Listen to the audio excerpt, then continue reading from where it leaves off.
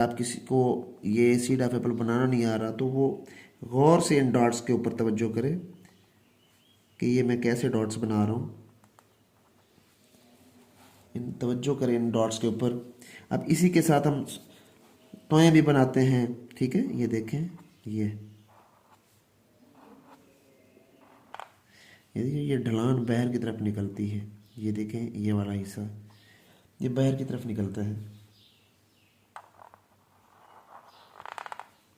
बिस्मिल्लाहिर्रहमानिर्रहीम। तमाम स्टूडेंट, उम्मीद है आप सब लोग खैरियत से होंगे। तो आज हम पिछले टॉपिक को आगे बढ़ाते हैं। हरूफ तहज्जी के कुछ ऐसे हर्फ जो रह गए थे उनकी बनावट आज हमने पढ़नी है कि हरूफ तहज्जी में सीड ऑफ एप्पल की कितनी अहमियत है और इससे कौन कौन से हर्फ बनते हैं। देखें, इसके बनाने का तरीका क्या है। अगर आप किसी को ये सीड ऑफ एप्पल बनाना नहीं आ रहा तो वो गौर से इन डॉट्स के ऊपर तवज्जो करें कि ये मैं कैसे डॉट्स बना रहा हूँ। इन तवज्जो करें इन डॉट्स के ऊपर।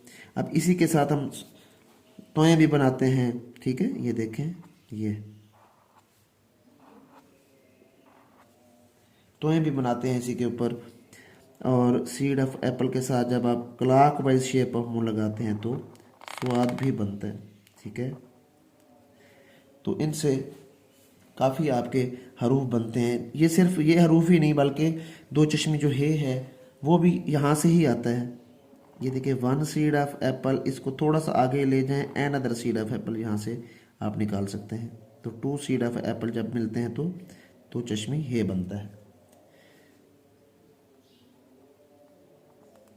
इसकी ये प्रैक्टिस करनी है आपने। तो इसके बाद काफ की जो प्रैक्टिस है वो आपने कैसे करनी है। लेस देन के साइन को देखें गोल किया और उसके बाद हमने एंटी अपना clock with shape of moon इसको दे दी। ये देखिए, ये ढलान बाहर की तरफ निकलती है। ये देखें, ये वाला हिस्सा ये बाहर की तरफ निकलता है।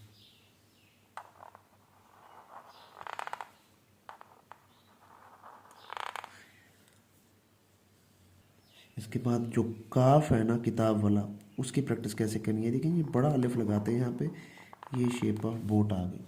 अब ये चीज़ थोड़ी सी बड़ी होनी चाहिए। ये बच्चे अक्सर ये बहुत छोटा करके लिखते हैं और काफ़ी कशक को 45 के एंगल पे गिराना है। अब बच्चे जो गलती करते हैं वो ये करते हैं, यूँ करके इसको यूँ कर देते हैं।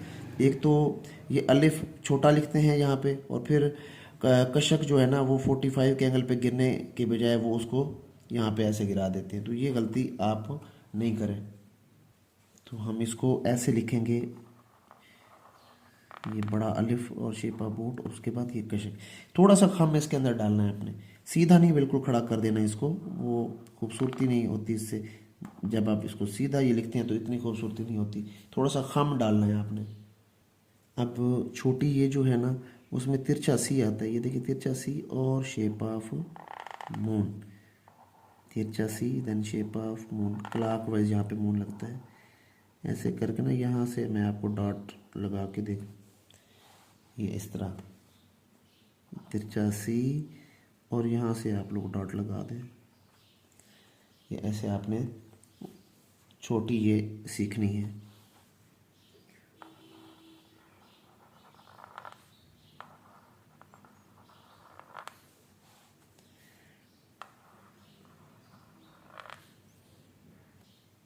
अब इनमें क्लॉक वाइज जो शेप ऑफ मून है वो बहुत इंपॉर्टेंट है। छोटी ये के अंदर भी ये प्रैक्टिस आपकी होगी तो छोटी ये भी आप अच्छा करके लिख सकते हैं। ये बहुत इम्पोर्टेंट है ये, और सीन भी ऐसे ही आएगा। उर्दू गिनती का ये 3 है दंदानों के साथ और फिर क्लॉकवाइज शेप ऑफ मून।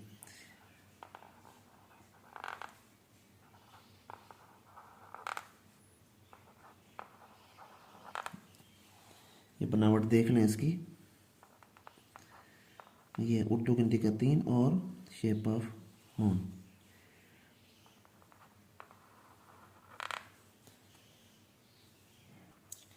अब बड़ी ये में क्या करना है, छोटा अलिफ ज़ेर या ज़बर यानी रे बना के, ऐसे ये रे बना के उसके साथ शेप ऑफ बोर्ड दे दें आप। ठीक है, रे बना के उसके साथ शेप ऑफ बोर्ड,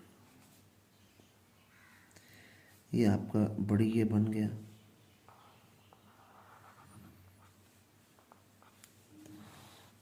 उसके बाद है ये जो होता है ये ढलान और छोटा अलिफ डाल देंगे, थोड़ा सा आगे करके आपने इसको लिखना है। ये यूँ नहीं करना, अक्सर बच्चे इसको गोल दायरा बना देते हैं, इससे बचना है आपने। ये इस तरह करके लिखेंगे आप। और एक अहम शेप और है नुक्ता, इसके नीचे से ये स्लाइड आती है ढलान और स्ट्रेट लाइन, ये मीम की फॉर्म है।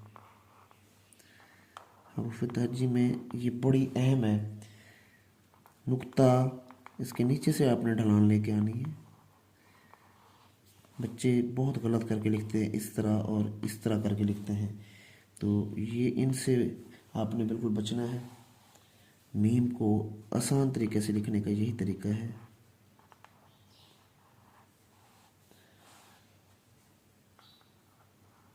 ये देखिए, रोज़ाना जब आप इनकी प्रैक्टिस करेंगे तो ये इसकी फॉर्मेशन आपके दिमाग में बैठेगी।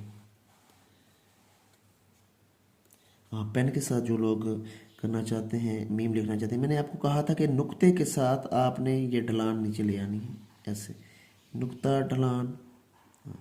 इसको ज़्यादा लंबा भी नहीं करना, यूँ अक्सर करते हैं, ये भी गलत है।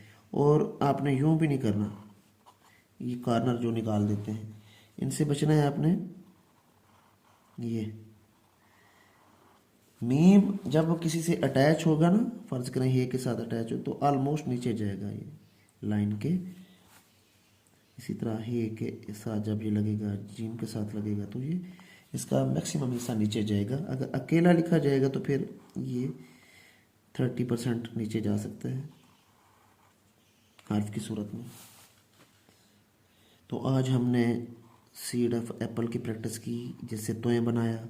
उसके बाद हमने स्वाद की प्रैक्टिस की, clock wise shape of moon की भी प्रैक्टिस की हमने, छोटी ए की भी हमने प्रैक्टिस की आज, और टू सीड ऑफ एप्पल यानी दो चश्मे हे की भी आज हमने प्रैक्टिस की।